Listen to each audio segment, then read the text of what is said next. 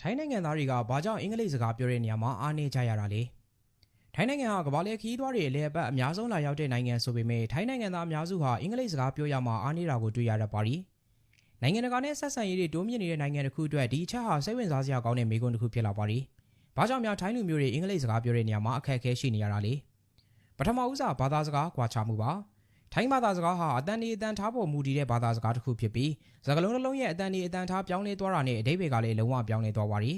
အင်္ဂလိပ်ဘာသာစကားမှာတော့အဲ့လိုမျိုးမဟုတ်ပါဘူးအတန်ဒီအတန်ထားကအဓိပ္ပာယ်ကိုတိတ်ပြီးတော့မပြောင်းလဲစေနိုင်ပါဘူးဒါကြောင့်မလို့ထိုင်းလူမျိုးတွေအတွက်အင်္ဂလိပ်စကားလုံးတွေကိုမှန်ကန်တဲ့အတန်ဒီအတန်ထားနဲ့ပြောဖို့အတွက်အခက်အခဲရှိနိုင်ပါတယ်ဒုတိယအချက်အနေနဲ့ထိုင်းနိုင်ငံရဲ့ပညာရေးစနစ်မှာအင်္ဂလိပ်စာသင်ကြားပုံကလည်းပဲအရေးပါတဲ့အခန်းကဏ္ဍကနေပါဝင်ပါတယ်အရင်တုန်းကထိုင်းကျောင်းတွေဟာအင်္ဂလိပ်စာကိုလုံးဝမသင်ကြားပေးတဲ့အခြေအနေကနေပြီးတဖြည်းဖြည်းခေတ်မီတိုးတက်လာတဲ့အခါကျမှပဲအင်္ဂလိပ်စာကိုသင်ကြားလာပါတယ်အဲဒီအတွက်မလို့လက်တွေ့ပြောဆိုတဲ့အပိုင်းမှာလည်းအားနည်းခဲ့ကြပြီးကျောင်းသားတွေအနေနဲ့စာအုပ်ထဲမှာပဲစာကိုသင်ရတယ်လို့အပြင်မှာလက်တွေ့ပြောဆိုဖို့အတွက်အခွင့်အရေးနဲ့ပါတာကြောင့်စကားပြောစွမ်းရည်အားနည်းကြတာလည်းဖြစ်ပါတယ်တတိယချက်ကတော့အင်္ဂလိပ်စကားကိုနေ့စဉ်ဘဝမှာအသုံးပြုဖို့အတွက်အခွင့်အရေးနဲ့ပါတာလည်းဖြစ်ပါတယ်